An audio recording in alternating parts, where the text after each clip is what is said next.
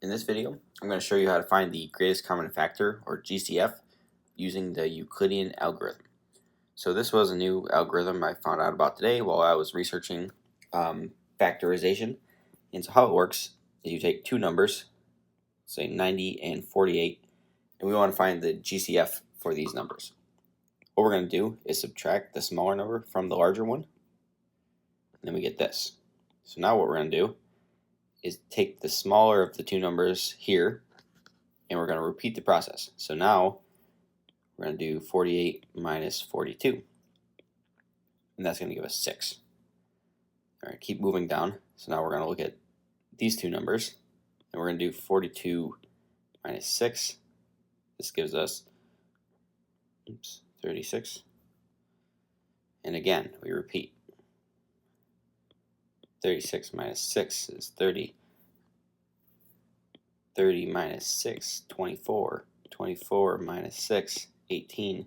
And so you kind of get into some repetition towards the bottom if that's what the greatest common factor is. 12, so say 12 minus 6 is 6. All right, and so we go all the way down. And then when we get to the very bottom, if these two smallest numbers are the same, then you found the greatest common factor. So the greatest common factor for our original numbers, which were, wow, way back up here, 90 and 48, the greatest common factor equals 6. So we can try this again for a different number. Let's move over here. So let's try 252 and 105.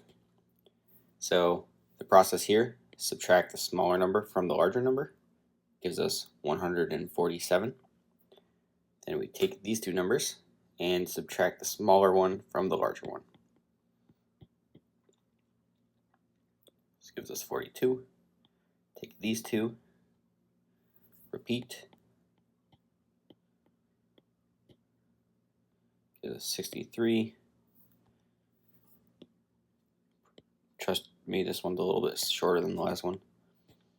Gives us 21. Take these.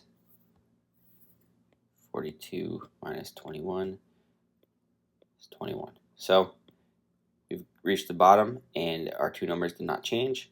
So the GCF equals 21. And a reminder, our original numbers were 252 and 105. So this is the Euclidean algorithm. Obviously something you might not want to do by hand all the time, but it could be a cool first project if you're learning a new programming language to basically build out the Euclidean algorithm, plug in two numbers, and then let it figure out what the greatest common factor is.